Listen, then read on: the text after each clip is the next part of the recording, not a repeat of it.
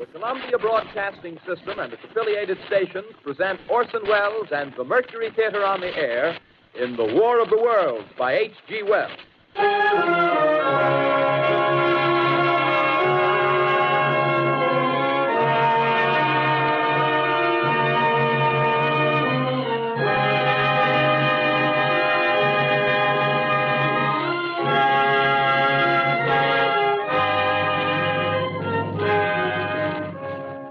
Ladies and gentlemen, the director of the Mercury Theatre and star of these broadcasts, Orson Wells. We know now that in the early years of the 20th century, this world was being watched closely by intelligences greater than man's, and yet as mortal as his own. We know now that as human beings busied themselves about their various concerns, they were scrutinized and studied, perhaps almost as narrowly as a man with a microscope might scrutinize the transient creatures that swarm and multiply in a drop of water. With infinite complacence, people went to and fro over the earth about their little affairs, serene in the assurance of their dominion over this small, spinning fragment of solar driftwood, which by chance or design, man has inherited out of the dark mystery of time and space. Yet across an immense ethereal gulf, minds that are to our minds as ours are to the beasts in the jungle, intellects, vast, cool, and unsympathetic, regarded this earth with envious eyes and slowly and surely drew their plans against us. In the 39th year of the 20th century came the Great Disillusionment. Near the end of October, business was better. The war scare was over. More men were back at work. Sales were picking up. On this particular evening, October 30th, the Crosley service estimated that 32 million people were listening in on radios. For the next 24 hours, not much change in temperature. A slight atmospheric disturbance of undetermined origin is reported over Nova Scotia, causing a low-pressure area to move down rather rapidly over the northeastern states, bringing a forecast of rain accompanied by winds of light gale force. Maximum temperature 66, minimum 48. This weather report comes to you from the Government Weather Bureau. We take you now to the Meridian Room in the Hotel Park Plaza in downtown New York, where you will be entertained by the music of Raymond Raquello and his orchestra.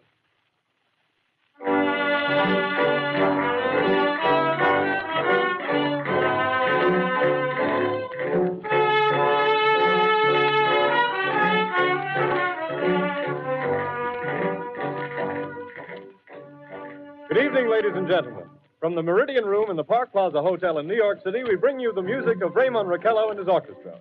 With a touch of the Spanish, Raymond Raquello leads off with La Campesita.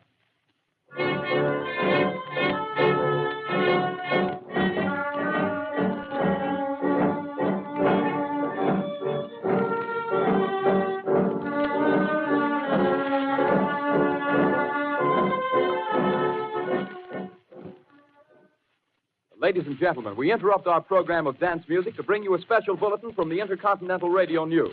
At 20 minutes before 8 Central Time, Professor Farrell of the Mount Jennings Observatory, Chicago, Illinois, reports observing several explosions of incandescent gas occurring at regular intervals on the planet Mars. The spectroscope indicates the gas to be hydrogen and moving toward the Earth with enormous velocity.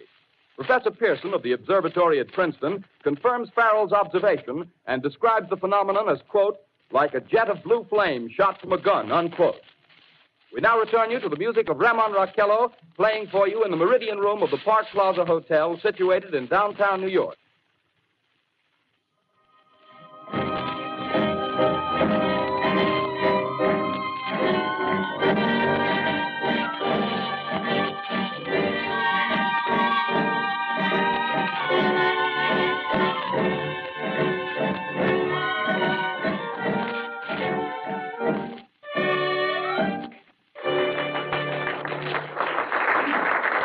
And now a tune that never loses favor, the ever-popular Stardust, Raymond Raquello and his orchestra.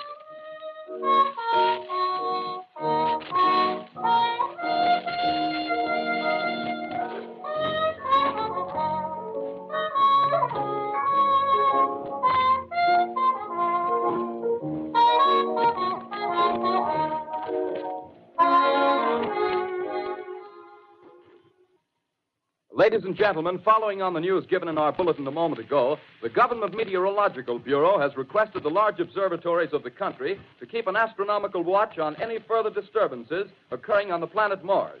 Due to the unusual nature of this occurrence, we have arranged an interview with the noted astronomer, Professor Pearson, who will give us his views on this event. In a few moments, we will take you to the Princeton Observatory at Princeton, New Jersey. We return you until then to the music of Raymond Raquello and his orchestra.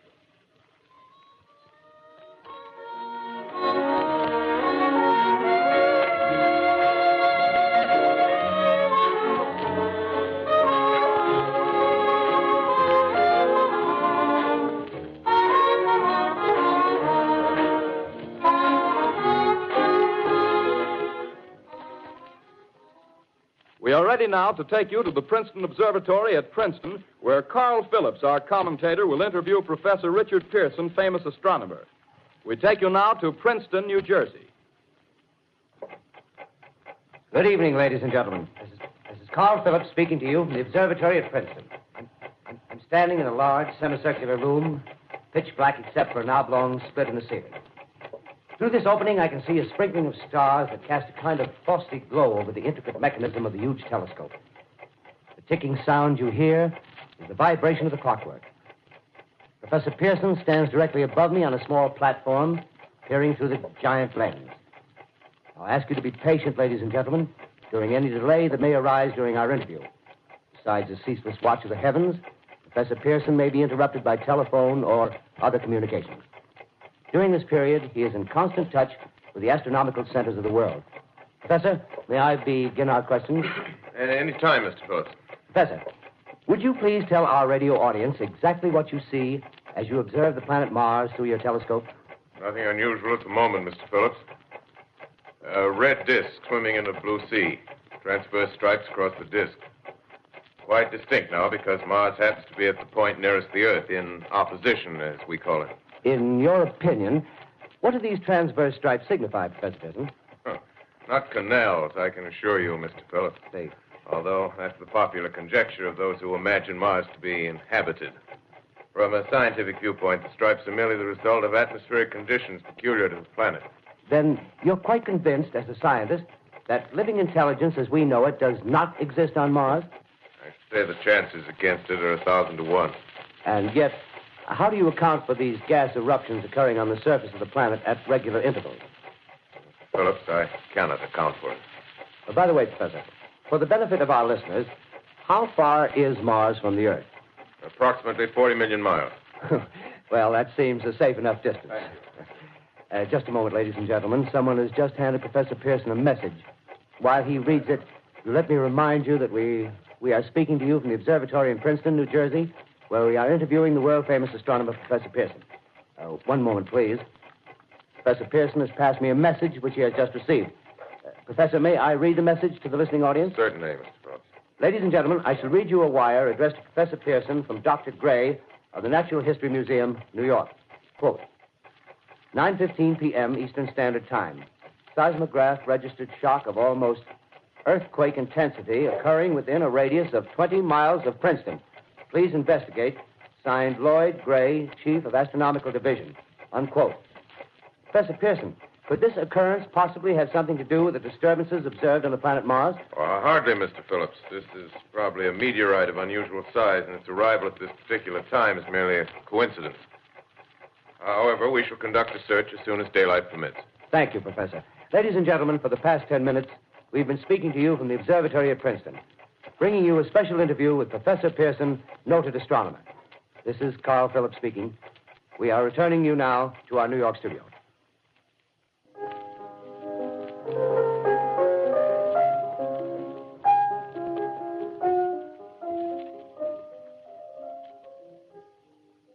Ladies and gentlemen, here is the latest bulletin from the Intercontinental Radio News. Toronto, Canada. Professor Morse of Macmillan University reports observing a total of 3 explosions on the planet Mars between the hours of 7:45 p.m. and 9:20 p.m. Eastern Standard Time. This confirms earlier reports received from American observatories. Now, nearer home, comes a special bulletin from Trenton, New Jersey. It is reported that at 8:50 p.m., a huge flaming object, believed to be a meteorite, fell on a farm in the neighborhood of Grover's Mill, New Jersey, 22 miles from Trenton. The flash in the sky was visible within a radius of several hundred miles, and the noise of the impact was heard as far north as Elizabeth. We have dispatched a special mobile unit to the scene, and we'll have our commentator, Carl Phillips, give you a word picture of the scene as soon as he can reach there from Princeton. In the meantime, we take you to the Hotel Martinet in Brooklyn, where Bobby Millett and his orchestra are offering a program of dance music.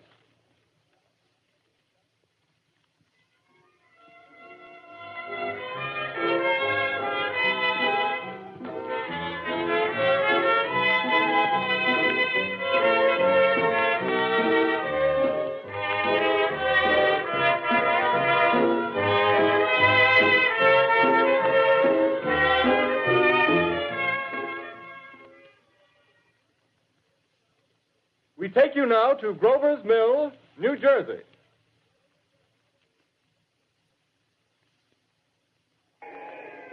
Ladies and gentlemen, this is Carl Phillips again, out at the Wilmot Farm, Grover's Mill, New Jersey. Professor Pearson and myself made the 11 miles from Princeton in 10 minutes. Well, I hardly know where to begin. To paint for you a word picture of the strange scene before my eyes, like something out of a modern Arabian Nights. Well, I just got here. I haven't had a chance to look around yet.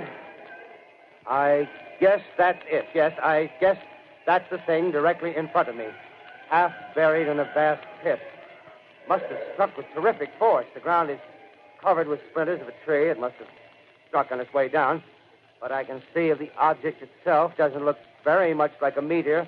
At least not the meteors I've seen. It looks more like a huge cylinder. Has a diameter of, what would you say, Professor Pearson? What's that? What would you say, what's the diameter of this? About 30 yards. About 30 yards. The metal on the sheath is, well, I've never seen anything like it. The color is sort of yellowish white. Its curious spectators now are pressing close to the object in spite of the efforts of the police to keep them back, getting in front of my line of vision. Would you mind standing one side, please, while the police are pushing the crowd back? Here's Mr. Wilmot, owner of the farm here. He may have some interesting facts to add. Mr. Wilmot, would you please tell the radio audience as much as you remember of this rather unusual visitor that dropped in your backyard? A step closer, please. Ladies and gentlemen, this is Mr. Wilmot. Well, I was listening to the radio. Closer and louder, please. Pardon me? Louder, please, closer. Yes. I was listening to the radio and kind of drowsing. That professor fellow was talking about Mars, so I was half dozing and half... Yes, Mr. Wilmot, and then what happened? Well, as I was saying, I was listening to the radio... kind of halfway. Yes, Mr. Wilmot. And then you saw something. Well, not first off. I heard something. And what did you hear? A hissing sound like this. Kind of like a 4th of July rocket. Yes, then what? I turned my head out the window and would have sworn I was to sleep and dreaming. Yes? I seen a kind of greenish streak and then zingo. Something smacked the ground. Knocked me clear out of my chair. Well, were you frightened, Mr. Wilmot? Well, I ain't quite sure. I reckon I was... kind of riled. Well, thank you, Mr. Wilmot. Thank you very much. Yeah, you want me to tell No, that's quite all right. That's plenty. Ladies and gentlemen, you've just heard Mr. Wilmot, owner of the farm where this thing has fallen. I wish I could convey the atmosphere, the background of this fantastic scene. Hundreds of cars are parked in a field in back of us, and the police are trying to rope off the roadway leading into the farm, but it's no use. They're breaking right through. The car's headlights throw an enormous spotlight on the pit where the object's half buried. Now, some of the more daring souls now are venturing near the edge. The silhouettes stand out against the metal sheen. One man wants to touch the thing. He's having an argument with the policeman. Now, the policeman wins. Now, ladies and gentlemen, there's something I haven't mentioned in all this excitement, but it's becoming more distinct. Perhaps you've caught it already on your radio. Listen, please. Do you hear it? It's a curious humming sound that seems to come from inside the object. I'll move the microphone nearer. Here. Now, we're not more than 25 feet away. Can you hear it now? Professor Pearson. Yes, Mr. Can you tell us the meaning of that scraping noise inside the thing? Possibly the unequal cooling of its surface. I say, do you still think it's a meteor, Professor? I don't know what to think. The metal casing is definitely extraterrestrial. Not found on this Earth. Friction with the Earth's atmosphere usually tears holes in a meteorite. This thing is smooth, and you can see its cylindrical Just a minute. shape. Something's happening. Ladies and gentlemen, this is terrific. This end of the thing is beginning to flake off. The top is beginning to rotate like a screw, and the thing must be hollow. He's moving. Keep back there. Keep back there. Keep those men back. Keep back there. Keep those idiots back. Take off. The top's loose. Look out there. Stand back. Ladies and gentlemen, this is the most terrifying thing I've ever witnessed. Wait a minute. Someone's calling someone or something. I can see turning out of that black hole two luminous discs. The eyes, it might be a face, might be almost Good heavens, something wriggling out of the shadow like a gray snake. Now it's another one and another one and another one. They look like tentacles to me.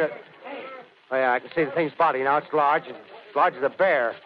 It glistens like wet leather, but that face, ladies and gentlemen, it's indescribable. I can hardly force myself to keep looking at it. It's so awful. The eyes are black and they gleam like a serpent. The mouth is kind of V-shaped with saliva dripping from its rimless lips. It seemed to quiver and pulsate, and the monster or whatever it is can hardly move. It seems weighed down by possibly gravity or something. The thing's rising up now, and the crowd falls back. They've seen plenty. The most extraordinary experience, ladies and gentlemen. I can't find words. Well, I'll pull this microphone with me as I talk. I'll have to stop the description until I can take a new position. Hold on, will you, please? I'll be right back in a minute.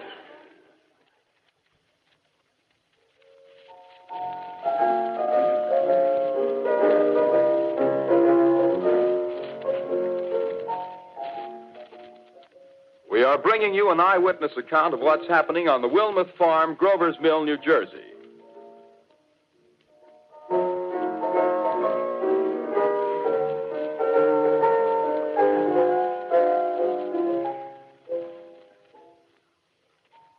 We now return you to Carl Phillips at Grover's Mill. Ladies and gentlemen, am I on? Ladies and gentlemen, here I am, back of a stone wall that adjoins Mr. Wilmuth's garden. From here, I get a sweep of the whole scene. I'll give you every detail as long as I can talk and as long as I can see. More state police have arrived. They're drawing up a cordon in front of the pit. About 30 of them. No need to push the crowd back now. They're willing to keep their distance. The captain's conferring with someone. Can't quite see who. Oh, yes, I believe it's Professor Pearson. Yes, it is. Now they've parted, and the professor moves around one side, studying the object while the captain and two policemen advance with something in their hands. I can see it now. It's a white handkerchief tied to a pole. Flag of truce. If those creatures know what that means, what anything means. Wait a minute. Something's happening. Humped shape is rising out of the pit. I can make out a small beam of light against a mirror.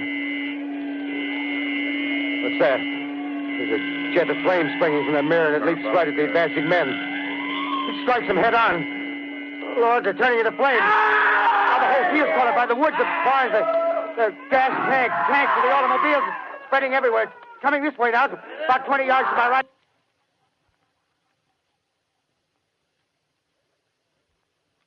Ladies and gentlemen, due to circumstances beyond our control, we are unable to continue the broadcast from Grover's Mill. Evidently, there's some difficulty with our field transmission. However, we will return to that point at the earliest opportunity. In the meantime, we have a late bulletin from San Diego, California. Professor Indelkoffer, speaking at a dinner of the California Astronomical Society, expressed the opinion that the explosions on Mars are undoubtedly nothing more than severe volcanic disturbances on the surface of the planet. We continue now with our piano interlude.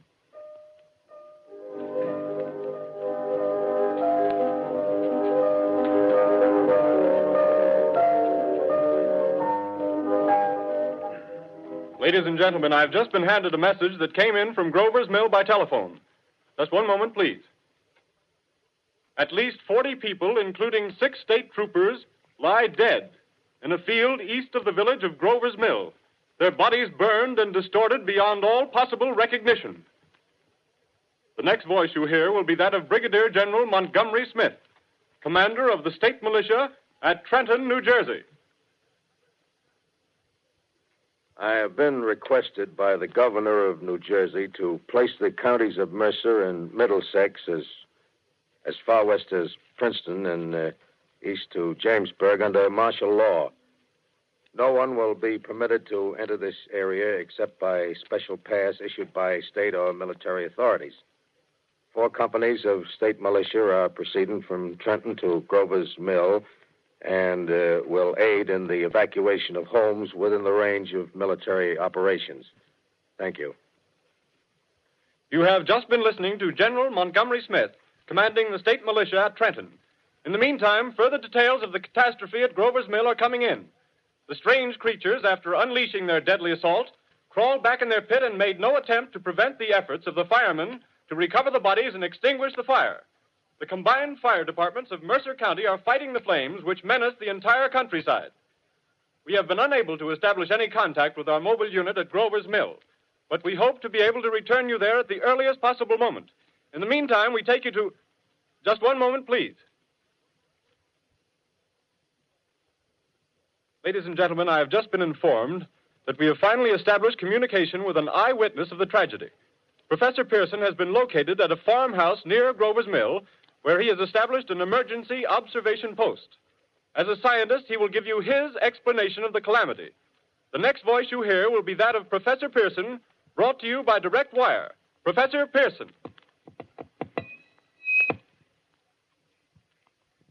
Of the creatures in the rocket cylinder at Grover's Mill, I can give you no authoritative information, either as to their nature, their origin, or their purposes here on Earth.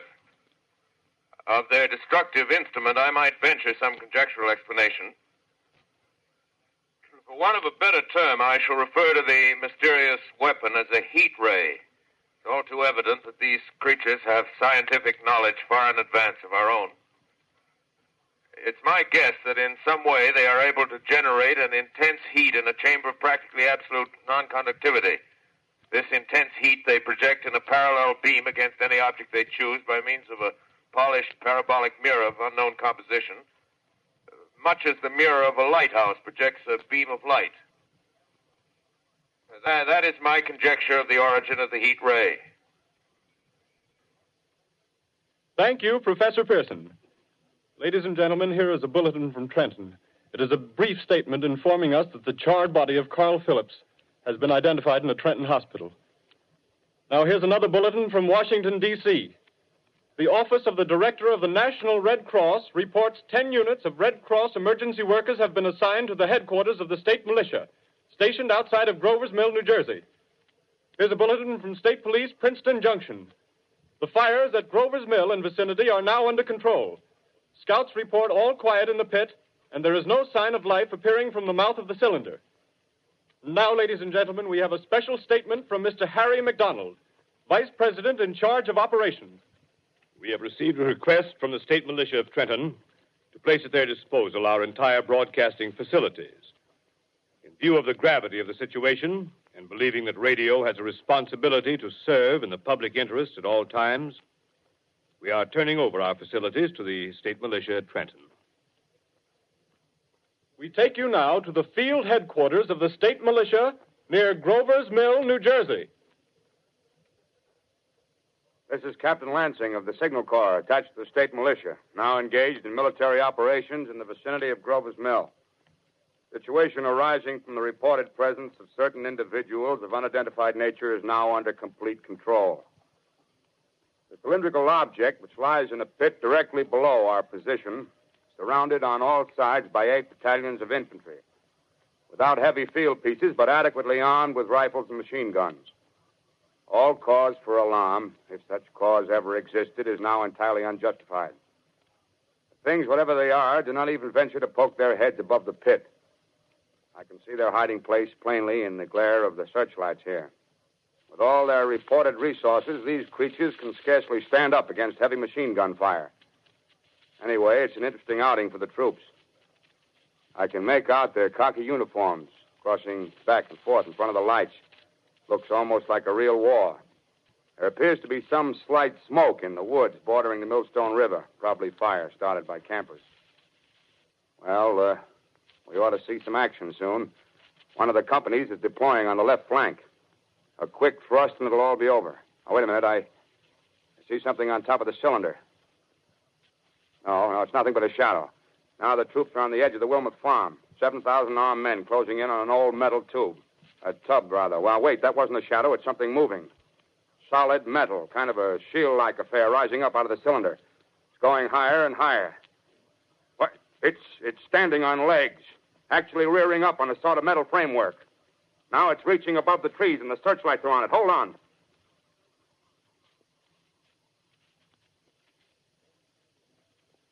Ladies and gentlemen, I have a grave announcement to make.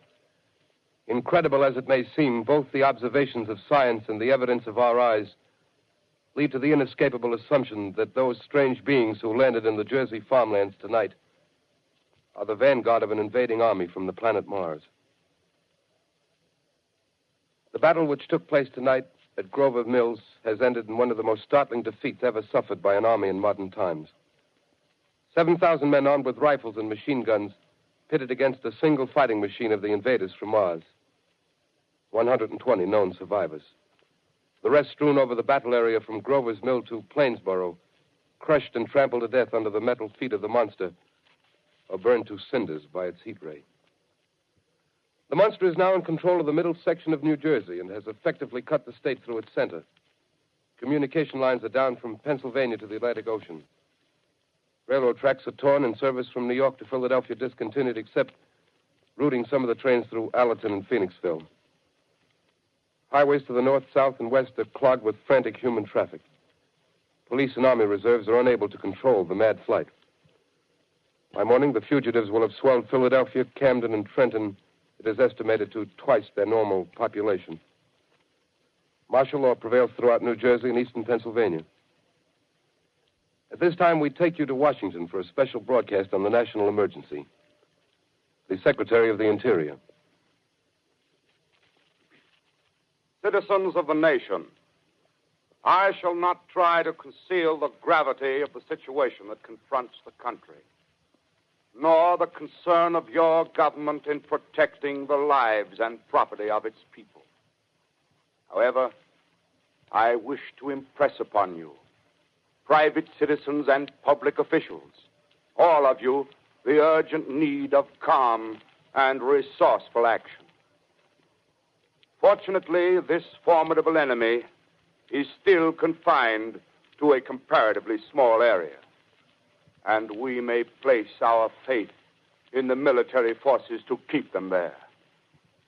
In the meantime, placing our faith in God, we must continue the performance of our duties, each and every one of us, so that we may confront this destructive adversary with a nation united, courageous, and consecrated to the preservation of human supremacy on this earth. I thank you. You have just heard the Secretary of the Interior speaking from Washington. Bulletins too numerous to read are piling up in the studio here. We're informed that the central portion of New Jersey is blacked out from radio communication due to the effect of the heat ray upon power lines and electrical equipment. Here's a special bulletin in New York. Cables have been received from English, French, and German scientific bodies offering assistance. Astronomers report continued gas outbursts at regular intervals on the planet Mars. The majority voiced the opinion that the enemy will be reinforced by additional rocket machines. There have been several attempts made to locate Professor Pearson of Princeton, who has observed Martians at close range. It is feared he was lost in the recent battle.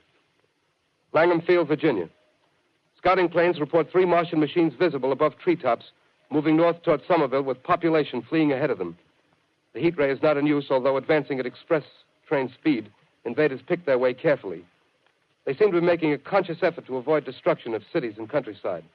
However, they stop to uproot power lines, bridges, and railroad tracks. Their apparent objective is to crush resistance, paralyze communication, and disorganize human society. Here is a bulletin from Basking Ridge, New Jersey. Coon hunters have stumbled on a second cylinder similar to the first, embedded in the great swamp 20 miles south of Morristown. Army field pieces are proceeding from Newark to blow up the second invading unit before the cylinder can be opened and the fighting machine rigged. They are taking up a position in the foothills of Watchung Mountains. Another bulletin from Langham Field, Virginia. Scouting planes report enemy machines, now 3 in number, increasing speed northward, kicking over houses and trees in their evident haste to form a conjunction with their allies south of Morristown. Machines also sighted by telephone operator east of Middlesex, within 10 miles of Plainfield. Here's a bulletin from Winston Field, Long Island. A fleet of Army bombers carrying heavy explosive flying north in pursuit of enemy. Scouting planes act as guides. They keep the speeding enemy in sight. Just a moment, please, ladies and gentlemen. We've run special wires to the artillery line in adjacent villages to give you direct reports in the zone of the advancing enemy.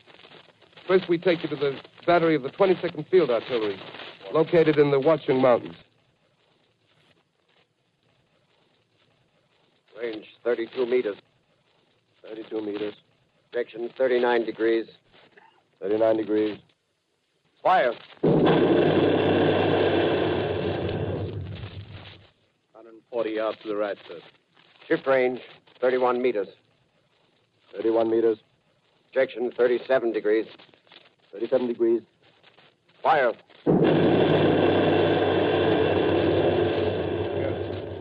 Hit, sir.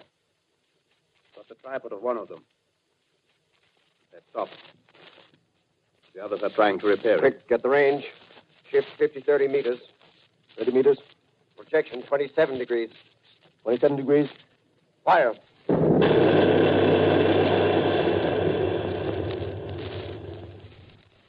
see the shell land, sir. Letting off a smoke. What is it? Black smoke, sir. Moving this way. Lying close to the ground. Moving fast. Put on gas masks. Get ready to fire. Shift to 24 meters. 24 meters. Projection 24 degrees. 24 degrees. Fire.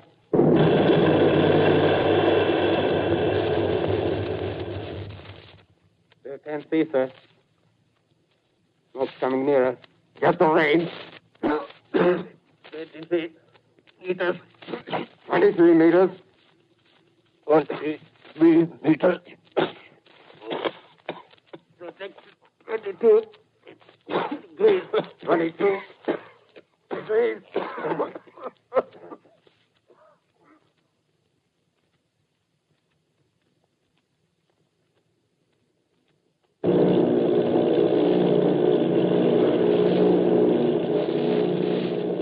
Army bombing plane V-843 off Bayonne, New Jersey. Lieutenant Volt, commanding 8 bombers, reporting to Commander Fairfax, Langham Field. This is Volt reporting to Commander Fairfax, Langham Field. Enemy tripod machines now in sight. Reinforced by 3 machines from the Morristown cylinder. 6 altogether. 1 machine partially crippled. Believed hit by shell from Army gun in Watchung Mountains. Guns now appear silent. A heavy black fog hanging close to the earth of extreme density, nature unknown. No sign of heat ray. Enemy now turns east, crossing Passaic River into the Jersey marshes. Another straddles the Pulaski Skyway.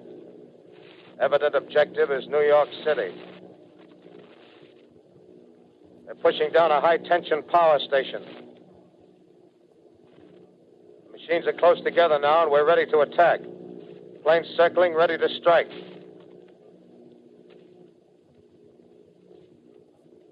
A 1,000 yards, and we'll be over the first.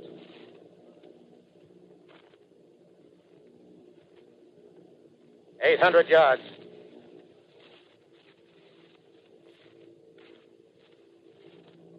$600.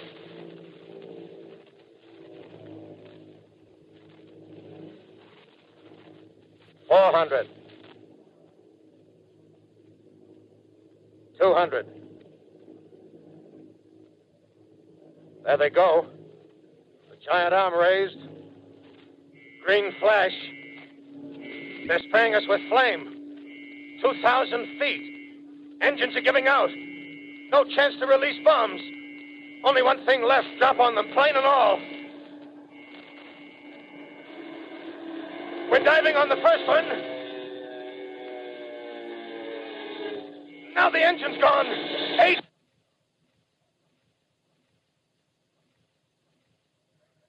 This is Bayonne, New Jersey, calling Langham Field. This is Bayonne, New Jersey, calling Langham Field. Come in, please. This is Langham Field. Go ahead. 8 Army bombers in engagement with enemy tripod machines over Jersey Flats. Engines incapacitated by heat ray. All crashed. 1 enemy machine destroyed. Enemy now discharging heavy black smoke in direction of... This is Newark, New Jersey. This is Newark, New Jersey. Warning. Poisonous black smoke pouring in from Jersey marshes.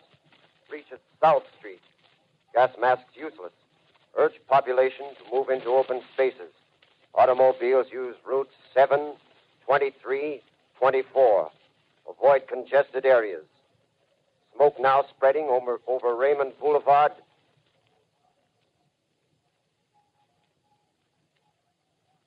X2L calling CQ, 2X2L calling CQ, 2X2L calling 8X3R. Come in, please. This is 8X3R coming back at 2X2L. How's reception? How's reception? K, please. Where are you, 8X3R? What's the matter? Where are you?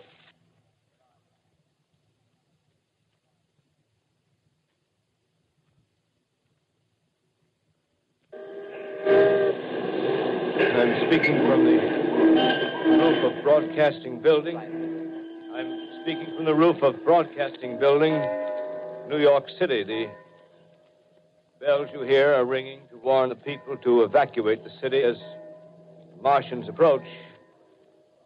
Estimated in the last 2 hours, 3 million people have moved out along the roads to the north.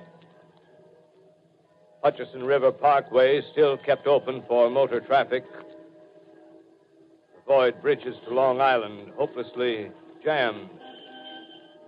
All communication with Jersey Shore closed 10 minutes ago. No more defenses. Our army is wiped out. Artillery, Air Force, everything wiped out. This may be the last broadcast. We'll stay here to the end. People are holding service here below us in the cathedral. Now I look down the harbor, all manner of boats, overloaded with fleeing population, pulling out from docks. Streets are all jammed. Noise in crowds like New Year's Eve in city. Wait a minute. The enemy is now in sight above the Palisades. Five great machines. First one is crossing the river. I can see it from here, wading the Hudson like a man wading through a brook. A bulletin is handed me. Martian cylinders are falling all over the country. One outside of Buffalo, one in Chicago, St. Louis. Seem to be timed and spaced. Now the first machine reaches the shore. He stands watching, looking over the city. His steel cowlish head is even with the skyscrapers. He waits for the others. They rise like a line of new towers on the city's west side. Now they're lifting their metal hands. This is the end now. Smoke comes out, black smoke drifting over the city. People in the streets see it now. They're running toward the East River, thousands of them, dropping in like rats. Now the smoke's spreading faster. It's reached Times Square. People are trying to run away from it, but it's no use. They're falling like flies. Now the smoke's crossing 6th Avenue, 5th Avenue. 100 yards away. It's 50 feet.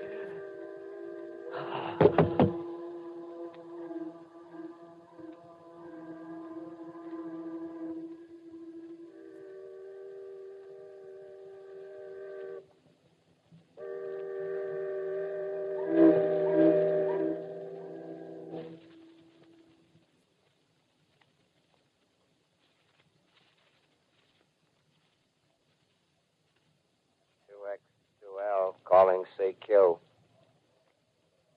2X2L calling CQ. AX2L calling CQ, New York. Isn't there anyone on the air? Isn't there anyone on the air? Isn't there anyone? 2X2L.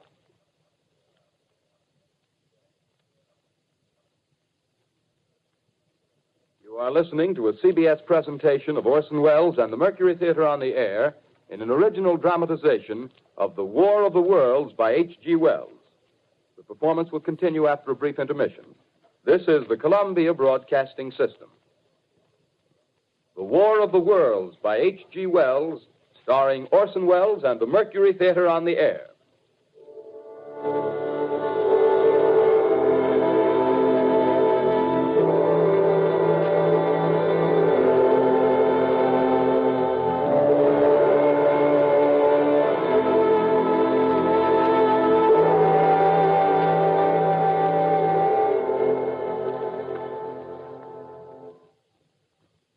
I set down these notes on paper. I'm obsessed by the thought that I may be the last living man on Earth. I've been hiding in this empty house near Grover's Mill, a small island of daylight cut off by the black smoke from the rest of the world. All that happened before the arrival of these monstrous creatures in the world now seems part of another life. A life that has no continuity with the present. Furtive existence of the lonely derelict who pencils these words on the back of some astronomical notes bearing the signature of Richard Pearson. I look down at my blackened hand and I try to connect them with a professor who lives at Princeton and who, on the night of October 20th, glimpsed through his telescope an orange splash of light on a distant planet. My wife, my colleagues, my students, my books, my observatory, my world.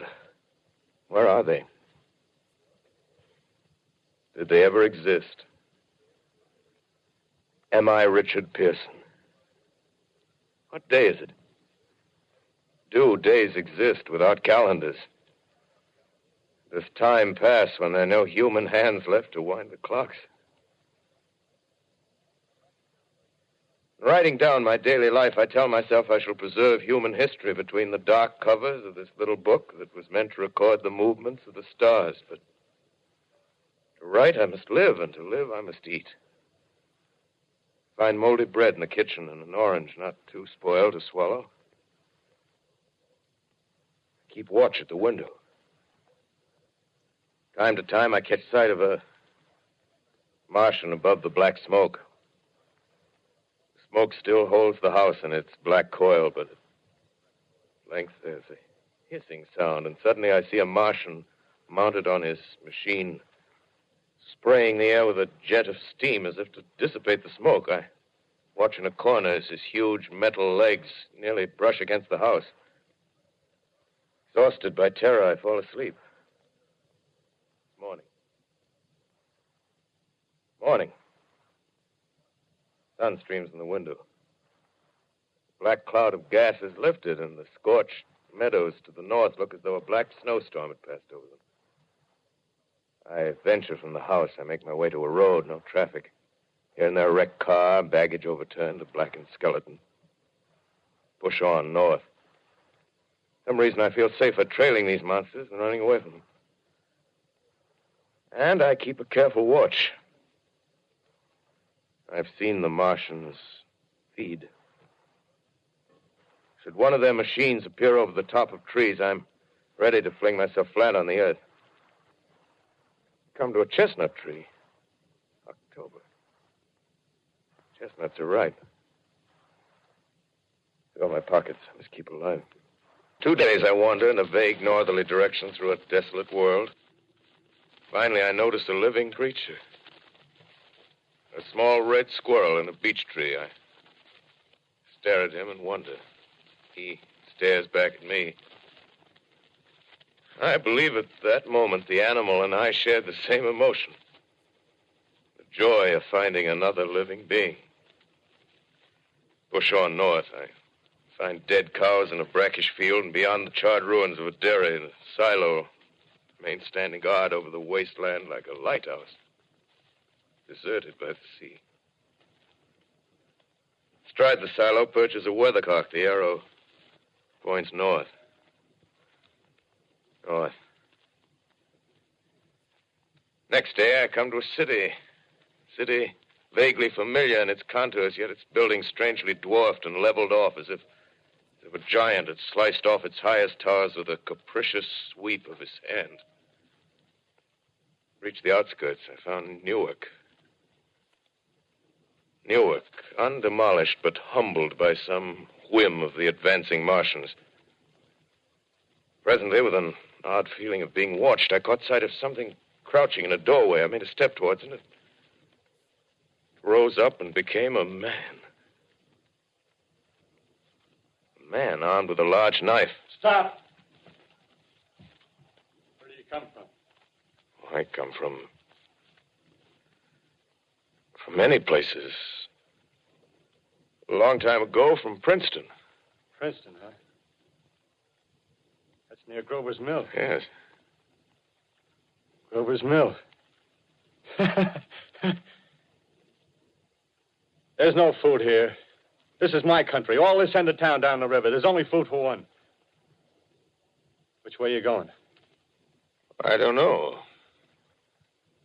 I guess I'm looking for people. Hey, what was that? Did you hear something just then? No. Only a bird. A live bird. Yeah. You get to know that birds have shadows these days. Say, we're in the open here.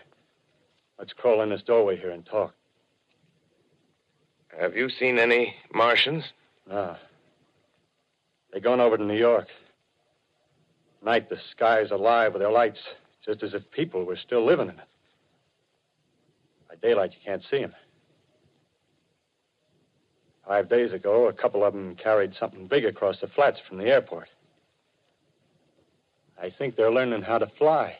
Fly? Yeah, fly. Then it's all over with humanity. Stranger, there's still you and I. 2 of us left. Yeah. They got themselves in solid. They wrecked the greatest country in the world. Those green stars, they're probably falling somewhere every night. They've only lost one machine. There isn't anything to do. We're done. We're licked. Where were you? You're in a uniform. Yeah, what's left of it. I was in the militia. National Guard. That's good. There wasn't any war. Any more than there's war between men and ants. Yes, but we're eatable ants. I found that out. What'll they do to us? I thought it all out. Right now, we're caught as we're wanted. A Martian only has to go a few miles to get a crowd on the run. But they won't keep on doing that. They'll begin catching us systematic, like keeping the best and storing us in cages and things. They haven't begun on us yet. Not begun? Not begun. All that's happened so far is because we don't have sense enough to keep quiet. Bothering them with guns and such stuff and losing our heads and rushing off in crowds. No, instead of our rushing around blind, we got to fix ourselves up. Fix ourselves up according to the way things are now. Cities, nations, civilization, progress. Yes, but if that's so, what is there to live for? Well, there won't be any more concerts for 1,000,000 years or so, and no nice little dinners at restaurants. If it's amusement you're after, I guess the game's up. What is there left? Life, that's what. I want to live. Yeah, and so do you. We're not going to be exterminated. And I don't mean to be caught either. Tamed and fattened and bred like an ox.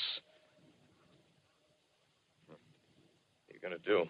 I'm going on. Right under their feet. I got a plan. We men as men, we're finished. We don't know enough. We got to learn plenty before we got a chance. We've got to live and keep free while we learn, see? I've thought it all out, see? Well, tell me the rest. Well, it isn't all of us that are made for wild beasts. That's what it got to. That's what it got to be. That's why I watched you. Watched you. All those little office workers that used to live in these houses. They be no good. They haven't any stuff in them. They used to run Run off to work. I've seen hundreds of them running to catch their commuter's train in the morning, afraid they'd get canned if they didn't. Running back at night, afraid they wouldn't be in time for dinner. Lives insured and a little invested in case of accidents. Yeah, and on Sundays, worried about the hereafter. Well, the Martians, they'll be a godsend for those guys. Nice roomy cages, good food, careful breeding, no worries. Yeah, after a week or so of chasing around the fields on empty stomachs, they'll come and be glad to be caught.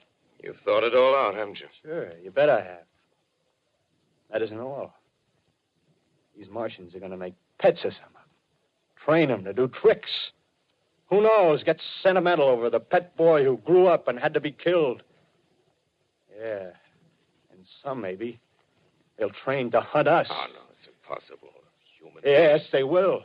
There's men who do it gladly. If one of them ever comes after me, by... In the meantime, you and I and others like us, where are we to live when the Martians own the Earth? I got it all figured out. We'll live underground. I've been thinking about the sewers. Under New York, there are miles and miles of them. The main ones, they're big enough for anybody. Then there's cellars, vaults, underground storerooms, railway tunnels, subways. You begin to see, huh? We'll get a bunch of strong men together. No weaklings. That rubbish, out. As you meant me to go. All right. Give you a chance, didn't I? Won't quarrel about that. Go on. Well, we got to make safe places for us to stay in, see? Get all the books we can. Science books. That's where men like you come in, see? We raid the museums. We'll even spy on the Martians. May not be so much we have to learn before... Listen. Just imagine this. 4 or 5 of their own fighting machines suddenly start off. Heat rays right and left. Not a Martian in them. Not a Martian in them, see? But men. Men who've learned the way how. May even be in our time. Gee. Imagine having one of them lovely things with a heat ray wide and free. We'd turn it on Martians. We'd turn it on men. We'd bring everybody down on their knees. That's your plan. You, me, a few more of us. We'd own the world. I see. Hey. Hey, what's the matter? Where are you going? Not to your world. Bye, stranger. Well, after parting with the artilleryman, I came at last to the Holland Tunnel, entered that silent tube. Anxious to know the fate of the great city on the other side of the Hudson. Cautiously, I came out of the tunnel and made my way up Canal Street. Reached 14th Street, and there again were black powder and several bodies and an evil, ominous smell from the gratings of the cellars of some of the houses. I wandered up through the 30s and 40s, stood alone on Times Square. Caught sight of a lean dog running down 7th Avenue with a piece of dark brown meat in his jaws and a pack of starving mongrels at his heels. Made a wide circle around me as though he feared I might prove a fresh competitor. Walked up Broadway in the direction of that strange powder, past silent shop windows, displaying their mute wares to empty sidewalks. Past the Capitol Theater, silent, dark. Past a shooting gallery where a row of empty guns faced an arrested line of wooden ducks. Near Columbus Circle, I noticed models of 1939 motor cars in the showrooms facing empty streets. Over the top of the General Motors building, I watched a flock of black birds circling in the sky. Hurried on. Suddenly, I caught sight of the hood of a Martian machine, standing somewhere in Central Park, gleaming in the late afternoon sun. An insane idea. I rushed recklessly across Columbus Circle and into the park. I climbed a small hill above the pond at 60th Street, and from there I could see, standing in a silent row along the mall, 19 of those great metal titans, their cowls empty, their steel arms hanging listlessly by their sides. I looked in vain for the monsters that inhabit those machines. Suddenly, my eyes were attracted to the immense flock of black birds that hovered directly below me. They circled to the ground. And there before my eyes, stark and silent, lay the Martians with the hungry birds pecking and tearing brown shreds of flesh from their dead bodies. Later, when their bodies were examined in laboratories, it was found that they were killed by the putrefactive and disease bacteria against which their systems were unprepared. Slain, after all, man's defenses had failed by the humblest thing that God, His wisdom, has put upon this earth. Before the cylinder fell, there was a general persuasion that through all the deep of space, no life existed beyond the petty surface of our minute sphere. Now we see further. Dim and wonderful is the vision I've conjured up in my mind of life spreading slowly from this little seedbed of the solar system throughout the inanimate vastnesses of sidereal space. But it's a remote dream. Maybe that the destruction of the Martians is only a reprieve to them and not to us. Is the future ordained, perhaps? Strange it now seems to sit in my peaceful study at Princeton, writing down this last chapter of the record, begun at a deserted farm in Grover's Mill. Strange to watch children playing in the streets. Strange to see young people strolling on the green where the new spring grass heals the last black scars of a bruised earth. Strange to watch the sightseers enter the museum where the dissembled parts of a Martian machine are kept on public view. Strange when I recall the time when I first saw it. Bright and clean-cut, hard and silent under the dawn of that last great day.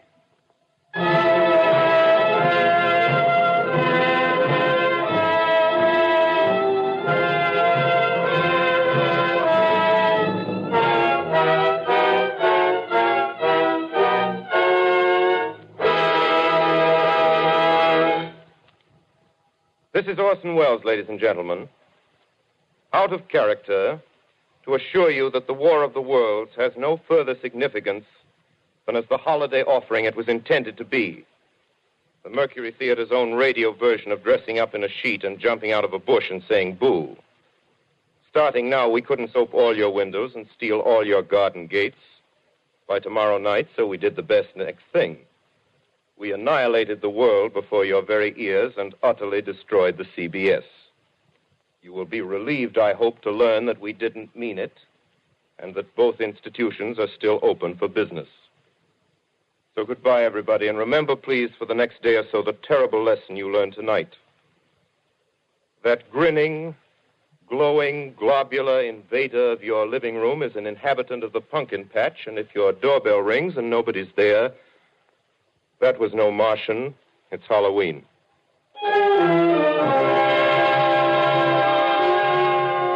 Tonight, the Columbia Broadcasting System and its affiliated stations coast to coast has brought you The War of the Worlds by H.G. Wells, the 17th in its weekly series of dramatic broadcasts featuring Orson Wells and the Mercury Theatre on the air. Next week, we present a dramatization of 3 famous short stories. This is the Columbia Broadcasting System.